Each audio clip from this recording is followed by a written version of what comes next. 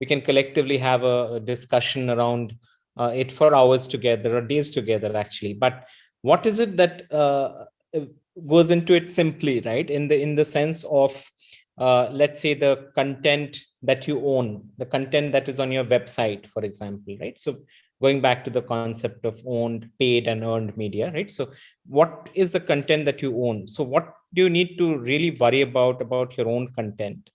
About your own content, you need to be sure that you're getting enough total and unique visits, as rather visitors, sessions, and page views, right? So when I say that, I mean the total number of visitors who are coming in is an important metric.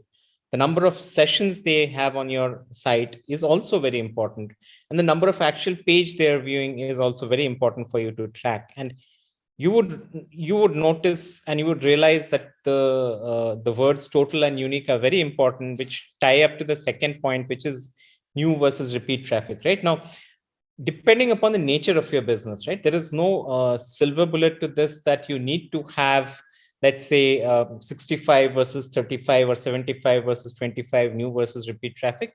It really depends on the nature of your business as to what percentage of new versus repeat traffic are you looking at, right? So for example, if you're in a very niche B2B segment where your target audience and your market is also fairly restricted in the count of customers, while the individual deal by sizes might be very big, which is why the total addressable market is good. In that case, you don't expect a lot of new visitors coming in every day, right? Because your total count of expected customers is low, while you have a total addressable market which is way higher because of the individual deal sizes you expect, right? So I can in fact cite from one of my previous employments where the total addressable market in terms of count was in thousands, barely in thousands of customers, but the TAM in terms of dollar value, of course, was in billions of dollars, right? So coming back to the point, if that is the case, then you would not expect a lot of new traffic to come in. You'd be happy if your existing traffic is coming back again and again, and they are engaging with your content, right? So engaging brings us to engagement, though. All traffic that comes to your site is not necessarily, something which you should be prematurely happy about, unless that traffic is actually having enough pages per session, or they're spending enough time on your site, or they're not bouncing off your site, right? That a typical problem which you see is that oftentimes is that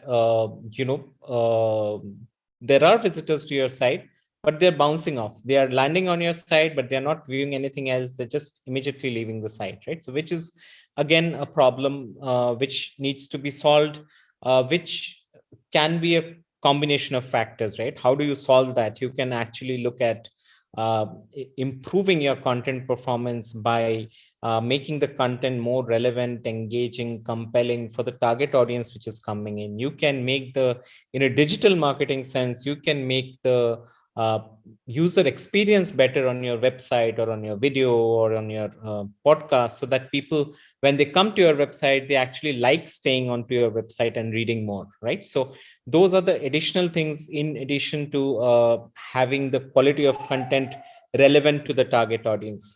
Now, engagement also brings us to social media in this world of modernity that we live in. Social media, of course, is a reality where you need to look at the likes, comments, shares that you're getting on let's say a LinkedIn, or the retweets that you're getting on a Twitter, the video views or the video likes that you're seeing on a YouTube, right? So all of that go in and constitute a key part of your engagement, right? So that is on the engagement part. Now, eventually, once if you have had enough traffic and engagement, the other piece which you need to look at is whether you're getting enough conversions, right? So basically, in the terms of, let's say you have put in some content on your website, or you have a video, but at the end of the content, at the end of the video, you want a certain action to be taken by the visitor, right? Possibly you want the visitor to download your content, fill their email ID and their phone number, and download a case study or a white paper, or click on a link in the video and go on to your product page or your demo page, and from there on take certain actions, right? So now the conversion can be in a B2B sense. It could be some of the examples which I said, which lead to, let's say, a qualified lead generation. In a B2C sense, in an e-commerce sense, it could also be a direct sale, right? So are you getting the desired response, which is person clicking on the, person clicking on the collateral or on the content copy and actually going and buying that product or service, right? So it depends on how you have configured your what is your objective of your content, and based on that, are you getting enough responses, right? So that is the other piece which goes in terms of measuring whether your content is successful or not. Now, finally, all these things, traffic, engagement, and conversion, all of that is good. But the person who is in charge of revenue would always tell you that, hey, I'm happy that you have millions of traffic visitors, you have zillions of sessions, and you have a lot of engagement, and you're getting conversions. But am I getting the right quality of conversions? Am I getting the right quality of people coming in? Are they from the target geography to whom I want to sell or want to be visible to, right? So to take a step back, it is not always about lead generation or selling. The objective of your content could very well be and should be a brand awareness as well, right? So is it that your quality of your traffic, which is coming in, getting aware of your brand, or making a purchase, or generating an inquiry on your website or any other third-party site, is it the desired audience? Is it from the right target countries? Are they the right profile? For example, probably your product is focused on the CXO level of travel company, travel agencies, or let's say, of CPG companies, in case your product is a supply chain product, right? So just to take those examples, trying to put in here that is your buyer persona, is it the right job title? Is it in the case of a B2B sale, is it the right job title, right company, right industry? In a B2C, is it the right demographic, right age, right gender, right income profile, right? So all of those things are important to see whether you are getting the right quality of response, right? And then is it coming through the right channel? Because traditionally you might be getting a lot of good business conversions, which ultimately leads to revenue for you through organic traffic, through search engines, versus through paid traffic. In a different scenario, you might be getting a lot of good conversions coming in through paid traffic, right? So are you getting the traffic and the engagement through the right channels, which have historically proven to be useful, or a proven channel in getting you the dollar value, right? The business value. Now, having said that, oftentimes you will also observe, as I have observed in my past experience, that let's say your company has multiple offerings, right? Your business has multiple offerings, and you keep getting a lot of traction for a particular offering, which may or may not be your most desired offering in the product mix to sell, right? Probably you have another product which at that point of time for this financial year or the next, you're planning to sell more, or create more awareness for. So is the awareness generation, or the demand generation, or the inquiries, or the sales happening in proportion to the business strategy for the different offerings in the mix? That is also important when you're measuring your content, right? So all that is happening through your content, all the inquiries, sales, brand awareness, is it happening to the right people, to the right organizations, to the right buyer profile, through the right channels, and for the right products that you have, is very important, which also ultimately impacts your deal sizes, right? Because, for example, if you are set out to selling enterprise products in a B2B scenario, but you only get a lot of interest from smaller buyers who have lower budgets, then you are not in line with the business objective, right? This is a classical problem which happens in a lot of B2B software companies, for one, where the digital marketing team does their own thing, and they get a lot of demand from smaller companies, but which really does not meet the target objective in terms of getting the enterprise customers in, right? So there are a lot of nuances, like I said at the outset, that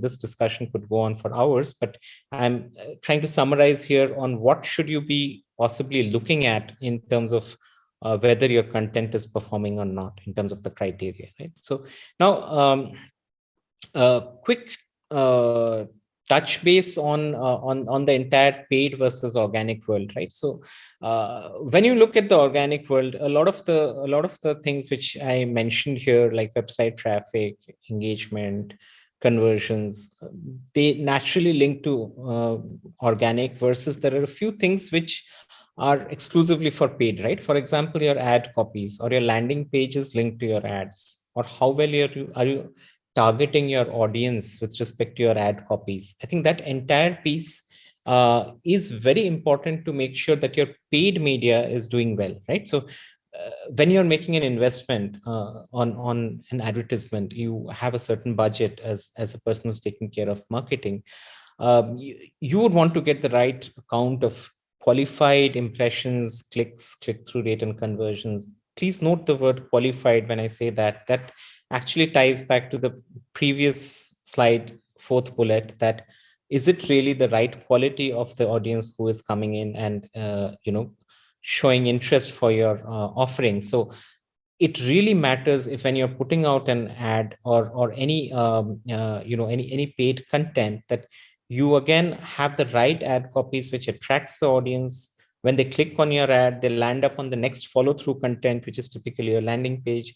That is optimized not only in terms of the messaging that is there, but also in terms of the structure of the content, the way the page loads, the entire user experience on the page, so that your ad dollar doesn't go for waste, right? So that said, what are what are a few of the other things on the organic side, right? So we all keep hearing about search engine optimization, right? So search engine optimization is a buzzword which is here for eternity. It would remain forever, whatever whatever happens to ads or other technological advancements. So even recently Google has had an update, right, where they've come up with this helpful content update which says that, hey, your content should be written for the users, for the target audience, for the readers. It should not, or the viewers, as the case may be, if it's text or video, and not for to make it appear higher in the ranks of search engines, right? So having said that, your content would always have the right it should always have the right ingredients of keywords, meta tags, alt texts, and all the on page parameters which go to make your content rank higher on search engines, which is typically your on page SEO. You would also have the right mix of backlinks, which is basically putting links back to your website at different areas of the internet, which typically even third parties would do if you have done reasonably well in the space you are in. So the entire off-page SEO, which is basically literally off-page, the links in the entire on the whole World Wide Web. So the on-page, off-page, and the website performance, meaning how fast is it loading, does it interact well when you click it. So those are the three real components at a summary level which impact the SEO for your own media, right? So you've got your on page, off page, and your website performance, right? So you need to really create SEO friendly content, but the holy grail goes back to having the content in a way which is original, not copied, not me too, authentic content which is written for the user, not written with an objective to stuff keywords and rank higher, right? That's it. I already covered the next point, which is around website performance, which is very important. And in today's world of constant measurement, you would also measure website performance with things like core web vitals, which are basically linked to the things I was saying, like how fast does your website load, whether it is responding when you're clicking on a link, how fast does the first element of the website load, how fast does the entire first web page load, is it good on mobile, is it good on desktop, right? So there is multiple combinations that go into make your website performance good. And this is really important because please understand that your content is only as good as it renders, right? You might have written the best content, might have hosted the best video on your website, but if the website itself doesn't give a good experience to the user, then all that effort is lost, right? So that said, I think I have covered the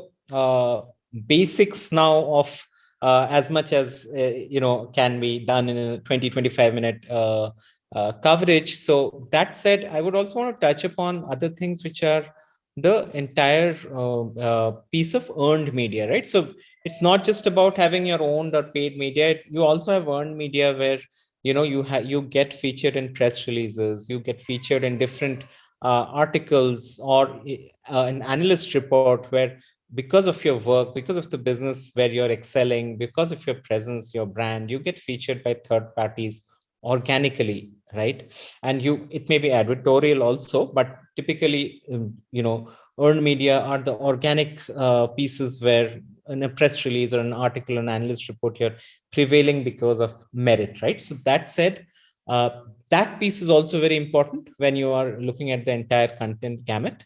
And it is important to see that how much of a visibility do you get on that front as well. So that said, I think content, as they say, is the king. I literally believe that content is the king. But I always give the disclaimer that it also depends on how well you distribute it to the right target audience. So I think I have covered what I had to a little ahead of time, possibly. But if there are any questions, any discussions, I would love to get into an interaction. And before that, I would like to give a disclaimer that my baby downstairs has been very noisy today. Sorry about that. That has created a little bit of a disturbance. My apologies, but it's just that he's not in good shape today. Okay, thank you so much, Mr. Anupam. And we have some questions here. Okay. How do you determine style, tone, and voice for a recent piece of your content?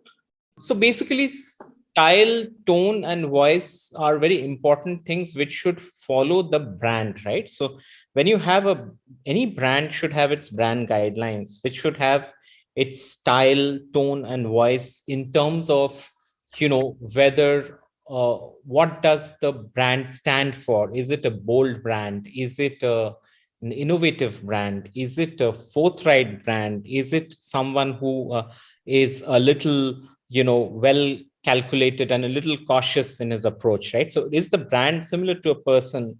Is it what is the kind of an approach that the brand advocates, or the voice that the brand speaks of, right? So every communication or every messaging should be consistent in terms of that tone of the conveyance, right? Now, there are a lot of other things that go into your brand guidelines, which in a digital world would include your your fonts, your colors, your size of font, your foreground color, your background color, but literally all those being more or less hygiene in a scenario where you have your brand guidelines fairly standardized. What really matters to me is that the tone or the voice in which you're speaking or you're conveying to your target audience, which should be consistent. So the target audience, if it is used to a certain brand being bold, it should not get indirect messaging in the articles or in the videos or any of the content, or any of the stuff they find on the website or anywhere else for that matter. It has to be very clear and direct, right? So I think outside the gamut of font colors, size of font, foreground, background colors, I think the tone, the messaging, the way it is conveyed reflects the personality of the brand, which is very important. Thank you, sir. And we have another question also. What are the biggest mistakes that companies make around content marketing? Okay, so some of the biggest mistakes are starting with the fact, which I'm stressed upon during my session, is that a lot of companies assume that creating content is it, right? You create high quality content, you perfect your content, and you leave it there, and the right people will come and find you, right? So those days are gone. Those were 10 years back. Expectations that you have written a perfect piece of content and the search engines are going to come to your door and find you out. But I think there is a lot more awareness required, especially for the startup world, to understand that content creation is only one part of it. But now you have to disseminate it using different channels, like be it a social media, be it the search engines, be it through webinars, be it through paid media, right? Be it through tying up with partners to make sure that you're reaching out to the audience which is anyway overloaded with a lot of content coming from all directions, right? So I think one of the cardinal mistakes is that Beyond that, I think in the content creation process, one of the things is to understand that who is your reader? Why is the reader going to give you time, right? When we go back to the concept of an elevator pitch, right? Literally a 30-second pitch, which you have in an elevator with your target audience, you always want to convey the why, right? What I keep seeing a mistake happening in content marketing is in 2022 as well, a lot of companies start their website talking about what their product or offering is about. They are so happy with or proud of the product or offering that they start the first few sections of their website homepage talking about, here we are, here's what we do. Sorry, the audience doesn't want to know what you do. The audience wants to know what they will get out of it, right? So they want to know, why should we read about you, not what you do. You might have done the most brilliant thing on this planet, but they really want to know what is in it for them. So one of the cardinal mistakes which still happens is that a lot of collaterals, be it starting from a website to a brochure to a white paper, to a blog or any article, it really doesn't convey to the audience why they should read or why they should watch that video for the first 5 seconds and not stop it there, right? So I think the cardinal sin of content marketing at a summary level is that understanding that the objective of any content is to engage the audience, and the audience will be engaged if they find in the first 5 to 10 seconds that what is the benefit for them to read or view this piece of content further, right? So it has to resonate with their needs, their pain points at the very beginning, for them to read further, find out, okay, this is something that could solve my problem.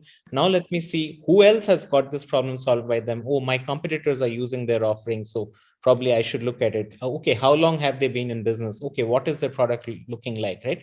But before all these deep dive things happen, the most important thing is, what is in it for me as a prospective customer? Thank you, sir. And we have another question. Can you give us a brief on content marketing contribute towards SEO? Content marketing?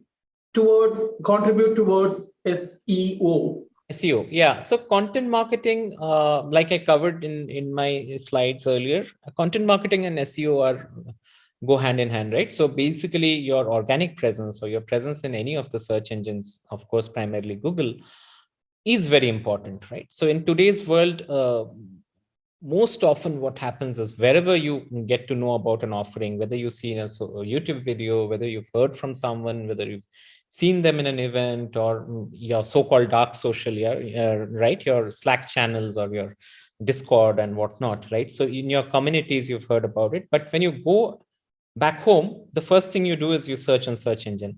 And when you find them on search engine and you find something credible and engaging is when you get more engaged. Typically, that's one of the most important parameters to engage your target audience. Now, content, like I said, the first point for content is it has to be genuine, authentic, compelling, and relevant content for the target audience before you do any of the technical marketing on your content. By technical marketing, I mean the on-page parameters, which is typically the keywords which you put into your content, the meta, which is basically the description which you see on search engines when you search and you get a search result, the alt text, which are basically the image tags which you put at in your content management system for the image to come up faster, to be captured in searches.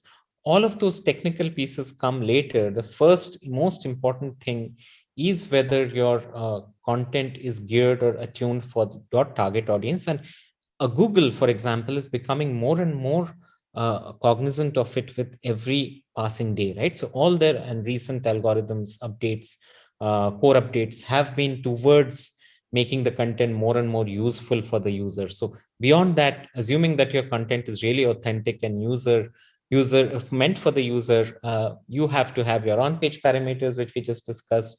You have to have enough off-page leverage. So you have to ensure that you have a brand so that people are talking about you. If people are not talking about you, your in-house SEO team is creating a lot of backlinks in the right forums from high domain authority sites, so that Google perceives that, hey, you are being referred from high domain authority sites, hence you are a good relevant site which we can rank up there for users to see.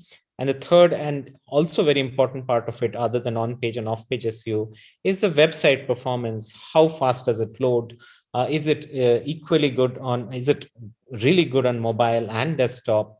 Is it interactive? When you click on it, does everything navigate well? How fast do the images load? All of those pieces, right? So content and SEO, to answer your question, go very closely with each other. I always put the quality of the content up there first, and the remaining 3 parameters as something which are also very important, but they're only important when your content is genuine, compelling, and relevant.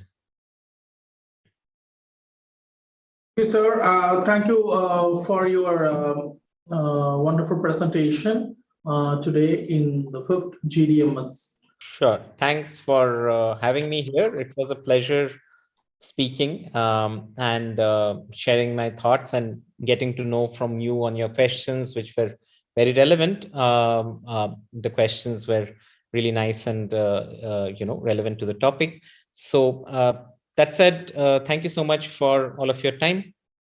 Thank you, sir. Thank you so much.